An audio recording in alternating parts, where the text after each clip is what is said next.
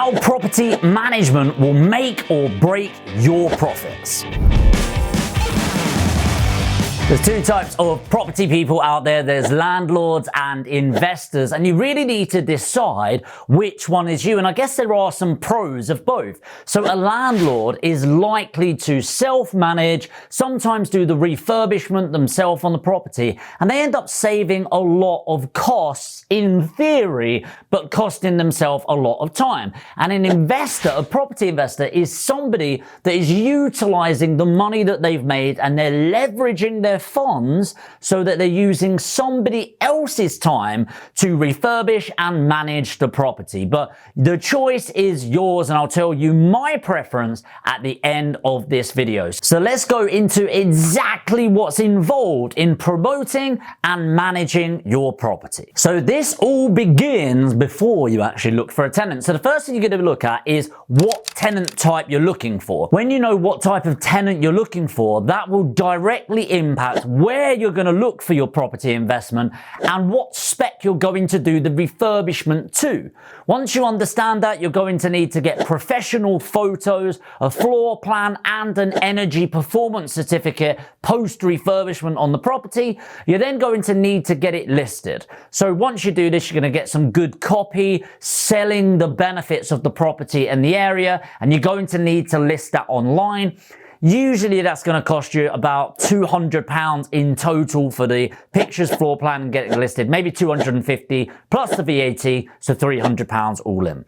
When you've got it listed, you're then going to need to vet the tenants. This is going to start with phone calls. You need to ask a series of questions about what they're earning, where they're looking for, what they're looking to get out of the property, and just make sure they've not got any CCJs, a court county judgment, or anything like that. Once you've narrowed that down, let's say you get 50 phone calls and you narrow that down between 5 and 10 viewings, ideally you're then going to want to block out maybe a Saturday and a Sunday to get all of them done. If you're working full-time and self-managing, you're not going to want to do it an hour here, an hour there, because it's just going to be an absolute logistical nightmare. So you've done the viewings now, you found the perfect tenant or two. Now you need to start the referencing. You will find that 1 in 3 people were lying to you. I know, crazy, right? Why wouldn't they mention that? Well, because people naturally lie, unfortunately. This is why you do referencing, to find out that they haven't been paying stuff, they've got CCJs, and maybe they're not earning the money that they said they were earning.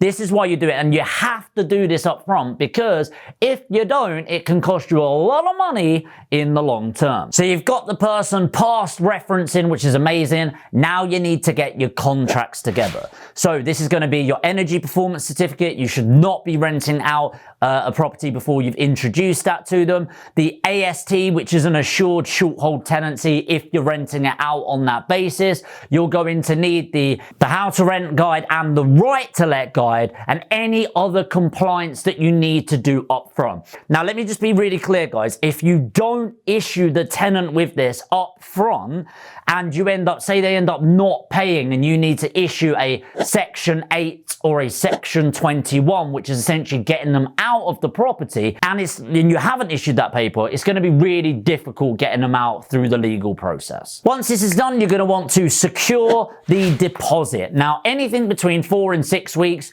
you can get an insurance policy against the deposit, which helps the tenant out, but you have to reach certain standards through the referencing to allow that.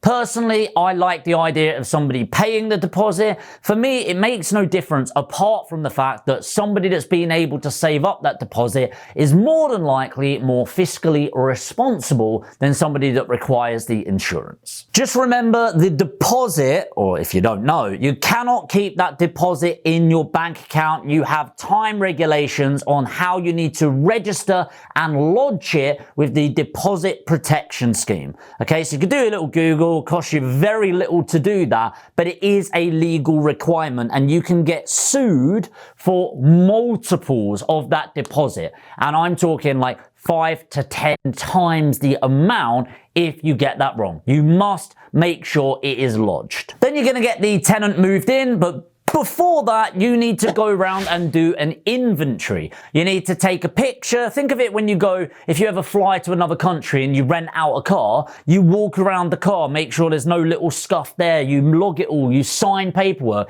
It's the same with a property. What you don't want is the tenant at the end going, oh, there's a hole in that wall, and then they go, there was a hole in the wall anyway, and you've got no proof whatsoever.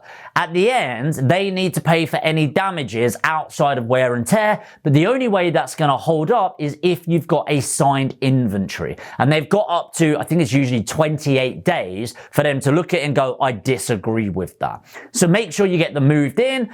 And then for the first couple of months especially, you need to be ready to take phone calls, because normally that's when most of the problems are going to happen. Could be that the pipes aren't working as well as they used to. Maybe there's some electrical problems, some little damages, some wear and tear that we didn't notice until they moved in. And you need to be on hand to really set the tone of that relationship. Super important, by the way, because it's going to give you a real idea of the tenant over the long term. Are they somebody that's just moan, or actually, is it a chance for you to prove yourself as a great property owner and a great landlord? Finally, two more things. You need to keep up with the compliance. There's actually over 100 checks of compliance through managing a property, and you need to make sure to adhere to it. There's a lot of red tape around property, and there's going to be a lot more, including property inspections. Now, at the moment, there's no set the tone no matter what, but I would recommend every 6 months just do an inspection where they know you're going. It's not trying to catch them unaware or anything like that,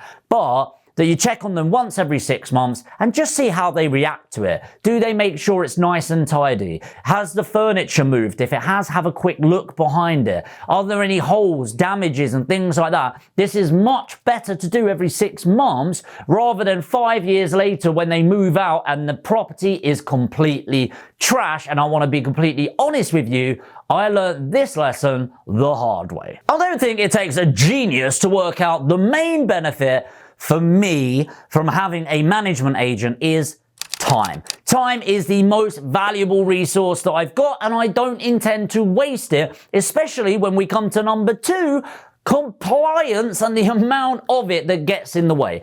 For me, I am looking to work hard to build my active income, invest it in a property, and then outsource as much as possible and utilize other people's time. So this is what takes you from a landlord to an investor, really getting the benefit of somebody else's time and compliance knowledge that goes into managing that property. And if that's you, by the way, and you've got 100K and you want to start building a property portfolio, but maybe you don't have the time, that's where my company goes in, Aspire Property Group, where we do the end-to-end sourcing process and the refurbishment and the letting, so you don't need to go near your property, and it's as hands-free as property investing can be. So if you've got 100K or more and you want to start investing, put APG in the comments, or I'll put a link in the description as well, and one of my team will reach out and we'll do a free one-to-one property investment strategy session. Hopefully that's been valuable, guys. Let me know what you thought in the comments.